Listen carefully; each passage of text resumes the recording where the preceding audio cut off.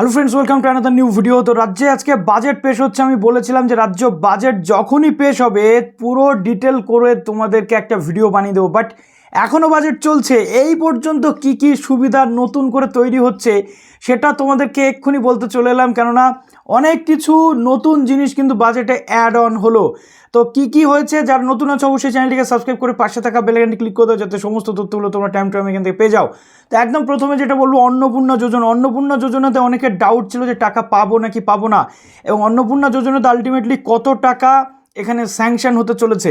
তো বাজেটে রাজ্যের যিনি ফিনান্স মিনিস্টার রয়েছেন ডক্টর স্বপন দাশগুপ্তবাবু, তিনি কিন্তু এখনও পর্যন্ত বাজেট পেশ করে চলেছেন।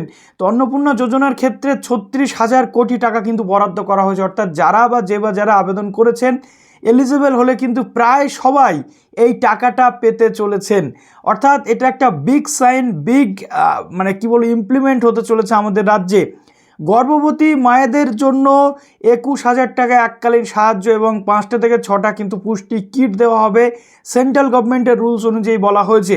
মেয়েদের যে ফ্রি বাস পরিষেবা রয়েছে, তার জন্য 500 কোটি টাকা বরাদ্দ, এবং সেখানে একটি পিঙ্ক কার্ড স্যাংশন করা হবে বলে রাজ্যের সমস্ত মহিলাদের জন্য যিনি অর্থমন্ত্রী রয়েছেন তিনি বলেছেন। এবার চলে আসছে আইসিডিএস কর্মী বা আশা কর্মী। স্টুডেন্টসদের একেবারে জন্মলগ্ন থেকে যারা সবসময় তাদেরকে পাশে থাকছে, বা তারা এখন প্রত্যেকটা ফর্ম ফিল আপ থেকে শুরু করে সব কিছুতে পাবলিক সার্ভিস দিয়েছে, ফ্রন্ট লাইন কর্মী যারা রয়েছেন অর্থাৎ ফিল্ড লেভেল ওয়ার্কার হিসেবে তারা এখন পরিচিত। তো তাদের জন্য অনেকটাই কম তাদের স্যালারি ছিল আইসিডিএস যারা ওয়ার্কার রয়েছেন বা আশা কর্মীদের, সেক্ষেত্রে 5,000 টাকা তাদেরকে কিন্তু বৃদ্ধি করা হলো এই বাজেটে। Not only that, civic volunteer বা অন্যান্য যারা রয়েছেন ভিলেজ পুলিশ, তাদের জন্য রয়েছে 2,000 টাকা এক্সট্রা ঘোষণা, অর্থাৎ তাদের স্যালারি বা প্রতি মাসে যে তারা অনারিয়াম পায় সেখানে 2,000 টাকা কিন্তু বাড়ানো হলো। প্রাণী বন্ধু যারা রয়েছেন বা এনভিএফ কর্মী, তাদের জন্য 2,000 টাকা কিন্তু বাড়ানো হলো স্যালারি। সরকারি বা আধা সরকারিদের জন্য ডিএ নিয়ে অনেকেই দুশ্চিন্তা যে ডিএ কি বাড়বে কি বাড়বে না।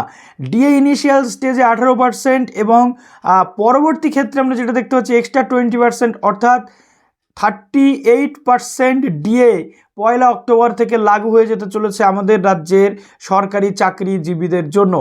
নট অনলি দ্যাট, এরপর আসছে স্টুডেন্টসদের জন্য স্কলারশিপ নিয়ে এখনও পর্যন্ত তথ্য নেই, তবে অবশ্যই আসবে।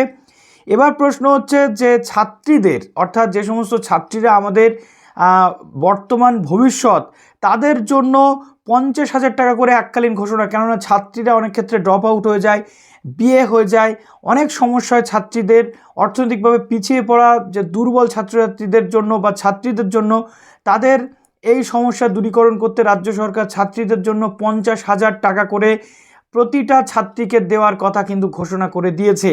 উচ্চ মাধ্যমিকের পর আগামীতে যখন তারা হায়ার স্টাডিজ করবে এই 50,000 টাকা করে কিন্তু তারা পাবে।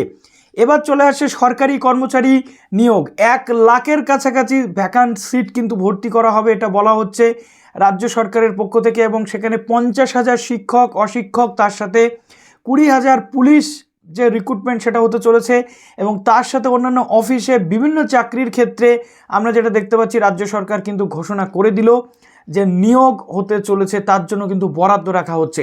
তো আপাতত এই পর্যন্ত।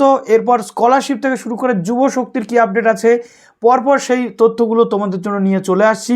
তো stay tuned with SD tutorial guide.